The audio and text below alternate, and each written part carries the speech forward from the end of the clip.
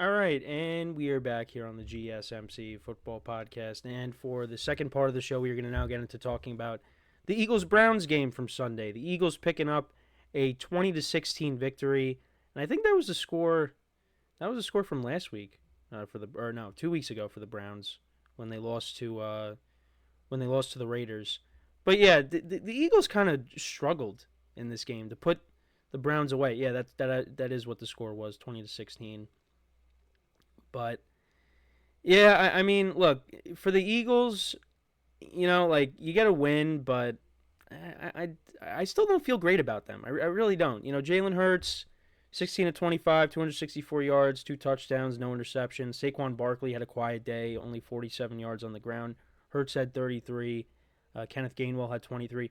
But you did get A.J. Brown back and Devontae Smith. That's huge. A.J. Brown, 6 receptions for 116 yards and a touchdown, and had the big catch at the end that iced it. Devontae Smith had 3 for 64 and a touchdown. Also, Grant Calcaterra, he had 4 receptions for 67 yards. Dallas Goedert left this game early with an injury, so that's why Calcaterra was getting more involved.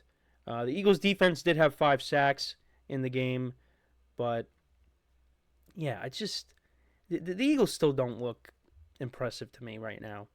A lot of punts to start off the game. The Eagles did score first with a 49-yard field goal by Jake Elliott to make it 3-0. Then the Eagles went up 10-0. That was A.J. Brown's touchdown, a 22-yard touchdown. Browns put together a field goal drive. Dustin Hopkins from 43 yards out. And the Eagles actually were driving. Forgot about this. They were driving towards the end of the first half. It looked like they were going to go up by at least 10. And Hopkins' field goal ends up getting blocked, and the Browns returned it for a touchdown by Rodney McLeod. So it was a tie game at the half. Then the Browns, they go down the field. They get to the Eagles' 34-yard line, and Hopkins misses a 52-yarder. Eagles and Browns both punt. Eagles kick another field goal. Elliott from 44 yards out. Then the Browns answer. Hopkins kicks a 49-yard field goal, so it's tied going into the fourth quarter. Eagles put together a touchdown drive. Hurts to Devontae Smith for 45 yards. And then the Browns kick yet another field goal. Costly penalties, just leading to them saying, let's just kick the field goal and try to get a stop. And they did not get a stop because Hurts then connected with A.J. Brown for 40 yards. And that was it. And the Browns, once again, do not score an offensive touchdown in this game. Against the Raiders, they scored a defensive touchdown. Here, they score a touchdown on special teams. They just cannot score. And once again, Kevin Stefanski, we're not making a change of quarterback. Not making a change of quarterback. Deshaun Watson's still our guy. Really? Now, you could look at it and say, all right, well, and people have said this, that Stefanski's not making this call, that it's coming from upstairs. Because upstairs, they have made a huge investment on this quarterback. So that does make sense. Now, we don't know for certain, but it does kind of make sense. But, I mean, do the Browns want to win football games? Now, I'm not saying, you go to Jameis Winston and immediately, oh, yeah, this team is, a sure lock for the playoffs now. They're going to turn it around. Well, they're 1-5 right now. No, but Jameis Winston would definitely make this offense better. Deshaun Watson, the way he is right now, he is not helping this team. And look, you could point to some injuries that the Browns have, and there's a lot. The offensive line, once again, is ravaged by injuries. They're supposedly getting Nick Chubb back this week, which is huge. But you got to figure something out at the quarterback position. And it's funny because we did talk about this in our production meeting last week, the one that I was at before I got sick. And I believe it was last week. And it was like, why did the Browns just not bring back Flacco? And don't remember if I brought it up on the show, but you hear that, oh, they didn't want to bring back Flacco because they didn't want to have that QB controversy if Deshaun Watson didn't play well. And the fans were begging for the Browns to put in Flacco. So they're like, we're not bringing him back. We're bringing Jameis Winston. And that's ridiculous. And look at what Flacco's doing. We'll talk about him later in the show. He's won 2 games for the Colts. The offense was better with Joe Flacco than Deshaun Watson. And Joe Flacco is one of the, few remaining QBs from the last generation. Now he's a backup, but he could still win you games. The Browns made a mistake there.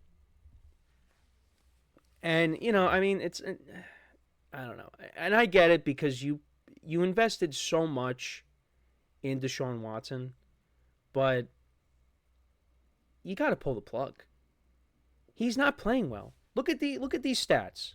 Look at these stats from the other day. I got to switch things around here. So just bear with me here. But under 200 passing yards, no touchdowns, at least he didn't turn the ball over. But he's not doing anything. He's not the guy that they invested all that money into. It's going to go down as probably the worst contract in NFL history. And Russell Wilson is happy about that because it probably would have been him. But he's up there too. But he's not playing well. And I don't see it getting better. Now, I said, going into the year that I thought, all right, maybe he'll win you some games and, you're going to have to live with the turnovers and things like that.